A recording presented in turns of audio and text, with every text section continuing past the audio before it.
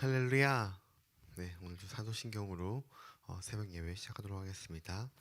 전능하사 천지를 만드신 하나님 아버지를 내가 믿사오며 그 외아들 우리 주 예수 그리스도를 믿사오니 이는 성령으로 잉태하사 동정녀 마리아에게 나시고 본디오 빌라도에게 고난을 받으사 십자가에 못 박혀 죽으시고 장사한 지 사흘 만에 본디오 가운데서 다시 살아나시며 하늘에 오르사 전능하신 하나님 우편에 앉아 계시다가 저희로서 산 자와 죽은 자를 심판하러 오시리라. 성령을 믿사오며 거룩한 교회와 성도가 서로 교통하는 것과 죄를 사하여 주시는 것과 몸이 다시 사는 것과 영원히 사는 것을 믿사옵나이다. 아멘. 온 우주를 창조하시고 지금도 역사하시는 주님, 오늘도 이렇게 저희들을 새벽에 깨워서 하나님의 전에 모여서 함께 예배드리고 하나님을 높이게 하심에 감사합니다. 하나님, 오늘도 말씀을 통해서 하나님을 알기 원합니다. 전능하신 하나님을 더욱더 잘 알아서 그 하나님을 본받아 살아갈 수 있도록 주님, 오늘도 저희들에게 말씀하여 주시옵소서. 저에게 말씀대로 순종하고 살길 소망합니다.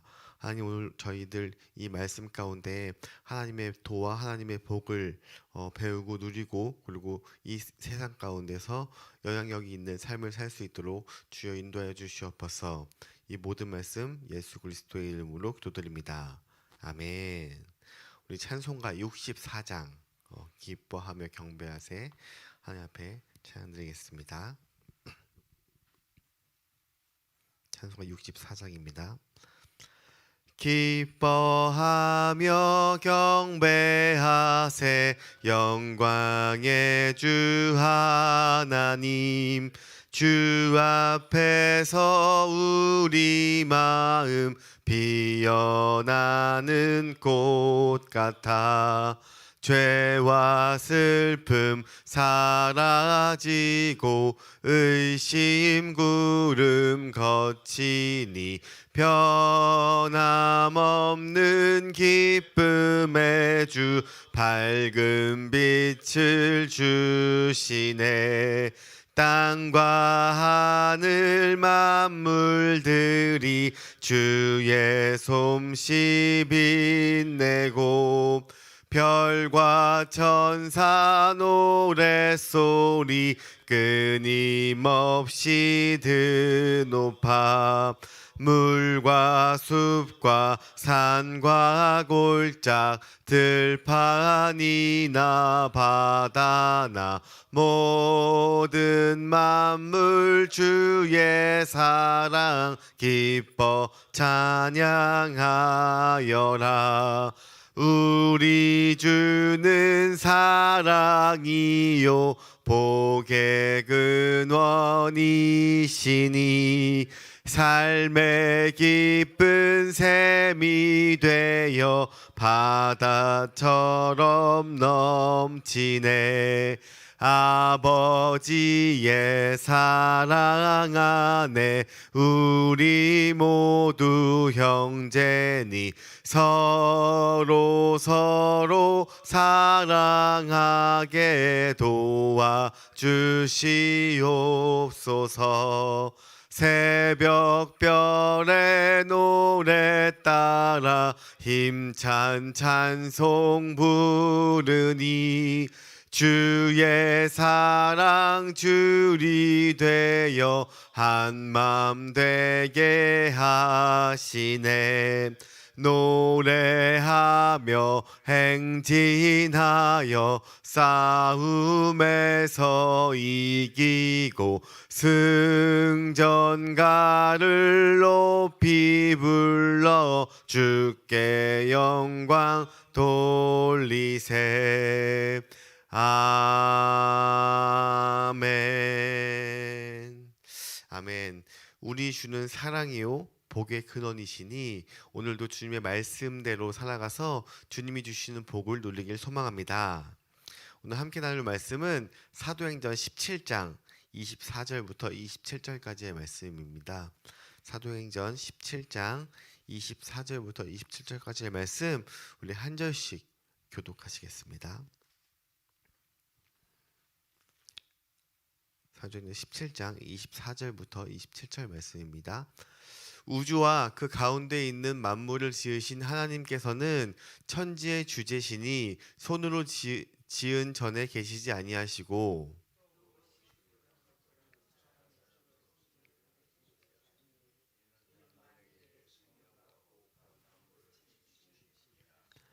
인류의 모든 족속을 한 혈통으로 만드사 온 땅에 살게 하시고 그들의 연대를 정하시며 거주의 경계를 한정하셨으니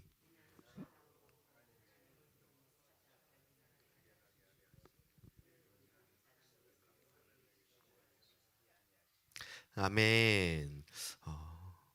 이것은 하나님의 말씀입니다. 우리가 어저께 거룩하신 창조주 하나님에 대해서 나눴다면 오늘은 역사의 주관자이신 임마누엘 하나님에 대해서 나누려고 합니다. 거룩하신 하나님께서 이 세상을 창조하셨습니다. 그래서 그분은 시간의 주인이시며 못하는 것이 없으신 전능하신 분이십니다. 오늘은 하나님은 역사의 주관자가 되십니다. 오늘 본문 말씀 17절 24절을 보시면 전반부에 우주와 그 가운데 있는 만물을 지으신 하나님께서는 천지의 주제라고 이야기하고 있습니다. 천지의 주제라는 말은요, 하나님께서 세상을 만드셨을 뿐만 아니라 태초부터 지금 이 순간까지 친히 다스리고 운영하는 분이라는 것을 말씀하고 있는 것이에요. 그래서 어떤 사람은 하나님이 만들어 놓고 아무것도 안 하니까 세상이 이렇게 악한 것이 아니냐라고 이야기하는 분도 계신데, 그러나 세상이 타락한 것은 인간의 죄 때문이고 그 죄를 뒤에서 사탄이 계속 지도록 우리를 유혹하고 있는 것 때문이지 절대 하나님 때문이 아니십니다. 하나님은 이 세상을 절대로 그냥 방치해 놓으시 않으십니다. 지금도 이 세상에서 역사하시고 다스리고 계시기 때문에, 그렇기 때문에 이 세상이 지금 이 정도라도 유지할 수 있는 것이에요. 하나님이 세상을 이처럼 사랑하사 독생자를 주셨으니 이는 그를 믿는 자마다 멸망하지 않고 영생을 얻게 하려 하심이라. 하나님이 이처럼 사랑해서 독생자까지 보내주실 정도로, 예수님까지 보내주실 정도로 이 세상을 사랑하시고 아직도 다스리고 계십니다. 그래서 하나님이 이 세상을 다스린다는 사실을 믿는 사람은 이 세상을 위하여서 우리가 기도를 해야 되는 것이에요. 역사의 주관자이신 하나님은 신실하시고 성실하신 분이에요. 시편에서 하나님의 말씀을 설명할 때 가장 많이 나오는 단어가 있는데 그것은 신실하시고 성실하다라는 표현이에요. 우리의 눈에는 보이지 않지만 하나님은 지금도 역사하셔서 부지런히 일하시기 때문에 해가 뜨고 지고 봄이 되면 봄바람이 불어오고, 그리고 시기가 지나면 철새가 날아들고 개구리가 잠에서 깨고 하는 이 모든 것들이 다 하나님이 주관하시는 것 때문에 일어나는 일인 것입니다. 우리가 자신의 분야에서 탁월한 성과를 내는 사람들을 보면은 대부분 성실합니다. 성실함이 밑바탕 되어 있는 것입니다. 아무리 뛰어난 운동선수나 그리고 연예인도 자기 관리를 하지 않으면 그 생활이 오래 가지 못해요. 결국 적당히 하다가 어느 순간 끝을 보게 마련입니다. 성실한 사람들은 세월이 가고 상황이 변해도 항상 자기에게 주어진 일을 끝까지 완수하는 사람입니다. 이런 사람들이 바로 이 역사를 주관하고 이끌어가는 그 하나님의 성품을 닮은 사람들이에요. 하나님의 성품이 있기 때문에 그런 사람들이 존재하는 것입니다. 하나님을 믿지 않는 사람들도 이렇게 성실하지만 하나님의 자녀가 된 사람들, 우리들은 아버지 하나님을 닮아서 진짜로 성실해야 합니다. 성실하지 않으면 이렇게 새벽 5시에 이렇게 교회에 와서 예배드릴 수가 있을까요? 절대 불가능합니다. 성실하지 않으면. 특히 이 믿음 생활은 굉장히 성실해야 합니다. 우리가 기도 생활과 하나님의 말씀을 성실하게 보고, 그리고 교회를 섬기는 일도 사역하는 일도 바로 성실하게 감당해야 하는 것이에요. 아버지 하나님은 그 성실한 자녀에게 하늘의 복을 마음껏 내려주십니다. 이 복이 우리가 생각하는 이 세상에 생각하는 복과는 틀릴지라도 분명히 하나님은 성실한 사람에게 하나님이 그에 합당한 것들을 보여주시고 인도해 내실 것입니다. 하나님이 역사의 주관자라고 생각하시면 많은 사람들이 이렇게 생각하는 사람들도 있어요. 하나님이 다 이끄시는데 우리가 할 게 뭐가 있어? 하나님이 이끄시는데 우리가 기도할 게 뭐가 있어? 그냥 운명에 맡기고 살아가면 되지. 근데 이것은 굉장히 잘못된 생각이에요. 왜냐하면 역사의 주관자신 하나님이시지만 하나님이 그 일을 다 하나님 혼자 독점하고 독단적으로 하지 않으세요. 감사하게도 많은 일들을 하나님께서는 우리를 통하여서 그 일들을 행하길 원하시고 실제로 그렇게 행하고 계세요. 그래서 하나님은 이 인간이 이 땅에서 책임을 지고 이 지배권을 행사하도록 인간을 그분의 형상대로 만들고 아담을 만들 때도 모든 걸 만드시고 이 땅을 지배해라, 이 땅을 다스려라. 이 땅을 하나님이 다스리는 게 아니라 우리를 통하여서 다스리게 이 세상을 창조하셨어요. 그래서 하나님은 함께 이 온 우주를 경영하도록 우리를 초대하셨습니다. 그래서 하나님의 우리의 결정을 존중해서 우리가 어떠한 일로 가든지 우리를 소중하게 대해 주십니다. 그래서 요나 시대 때 만약 니느웨가 40일 동안 아무것도 하지 않고 그냥 그대로 쭉 나아갔다면 변화가 없었다면 하나님은 그 니느웨를 멸망시켰을 것이에요. 그런데 하나님께서 그 사람들이 회개하자 마음을 바꾸셨습니다. 그래서 선지자 요나는 그것을 통하여서 한때 시험에 빠지기도 했지만 왜 결정해 놓으신 것을 바꾸는지 이해를 하지 못했습니다.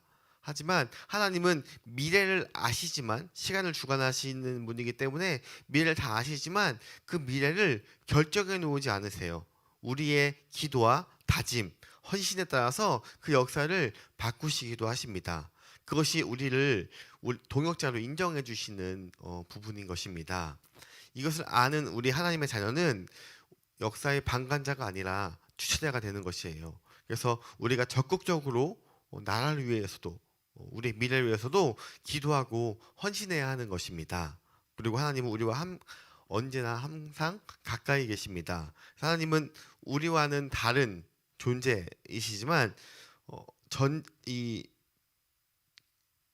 인간에게 시간과 땅을 허락하셔서 그곳에서 우리와 함께 가시길 원하십니다. 그래서 오늘 말씀 17장 27절을 보시면 이는 사람으로 혹 하나님을 더듬어 찾게 발견하게 하려 하심이로되 그는 우리 각 사람에게서 멀리 계시지 아니하도다. 하나님은 멀리 계시지 않으세요.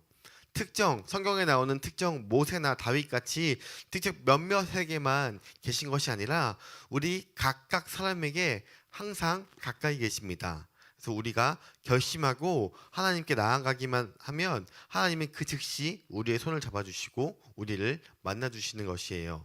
그래서 야고보서 4장 8절 전반부의 말씀을 보시면 하나님을 가까이 하라 그리하면 너희를 가까이 하리라 라고 말씀하고 있습니다. 하나님은 저 멀리 왕궁에서 만나지 못하는 그런 임금님과 같은 존재가 아닙니다.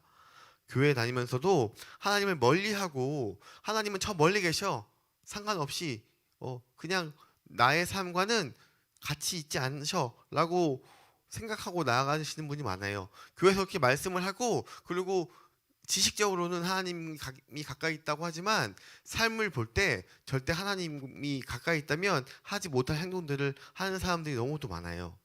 저는 제가 고2, 고3 때 이 말씀을 강하게 받아서 어떻게 했냐면 하나님이 가까이 있는 것을 체험하고자 공부할 때 옆에다가 의자를 하나 더 놔뒀어요. 그래서 여기는 하나님의 자리.